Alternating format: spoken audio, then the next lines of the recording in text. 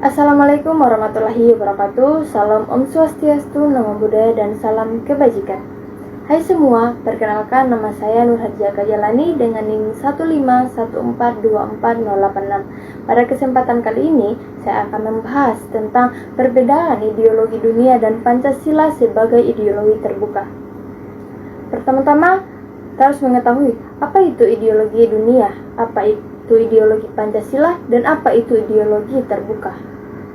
Ideologi dunia adalah sistem atau gagasan, nilai, dan keyakinan yang menjadi dasar cara pandang suatu kelompok atau negara terhadap dunia, serta memengaruhi pemahaman dan perilaku mereka dalam aspek politik, ekonomi, sosial, dan hubungan internasional, misalnya liberalisme dan komunisme. Selanjutnya, ideologi Pancasila. Ideologi Pancasila adalah sistem nilai dan keyakinan yang menjadi dasar filsafat dan landasan Negara Kesatuan Republik Indonesia atau yang biasa kita sebut NKRI.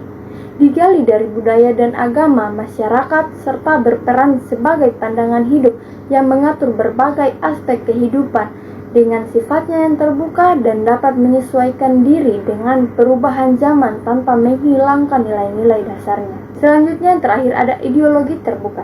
Ideologi terbuka adalah sistem nilai dan prinsip yang fleksibel, dinamis, adaptif, dan responsif terhadap perubahan sosial, politik, ekonomi, serta perkembangan zaman, tanpa menghilangkan prinsip-prinsip dasarnya sehingga mampu menerima berbagai ide, nilai, dan pandangan. Nah, bagaimana kita dapat mengetahui perbedaan atau perbandingan antara liberalisme dan komunisme sebagai ideologi dunia dengan ideologi Pancasila sebagai ideologi terbuka tersebut? Nah, kita dapat melihat dari berbagai aspek-aspeknya yang ada. Yang pertama ada konsep kebebasan. Pada liberalisme menekankan kebebasan individu dalam ekonomi dan politik.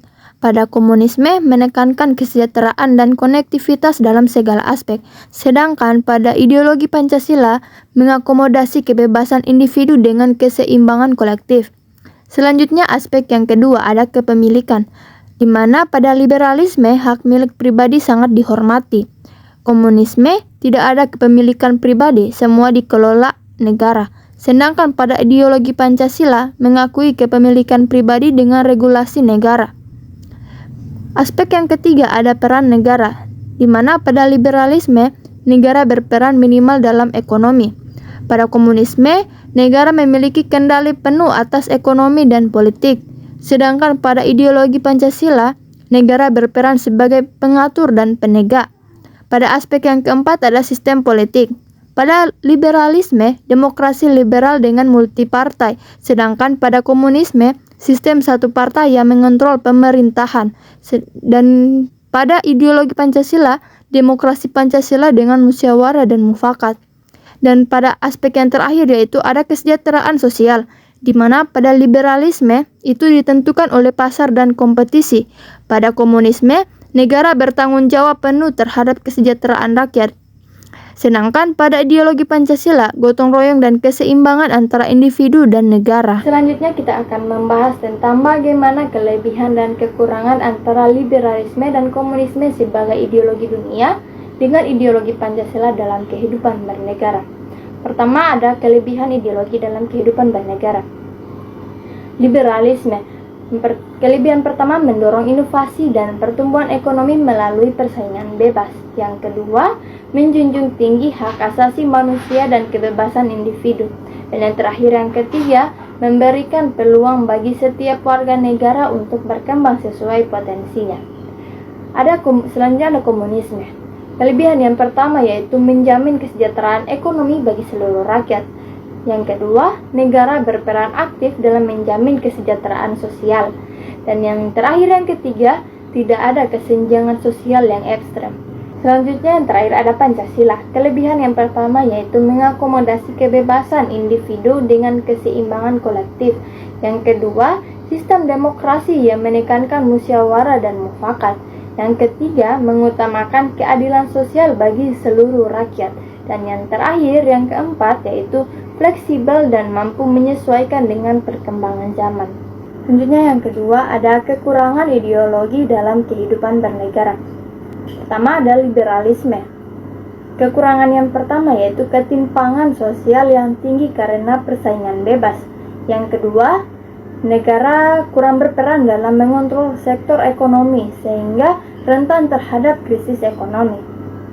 Dan yang terakhir, yang ketiga, risiko eksploitasi sumber daya dan tenaga kerja oleh kelompok yang lebih kuat.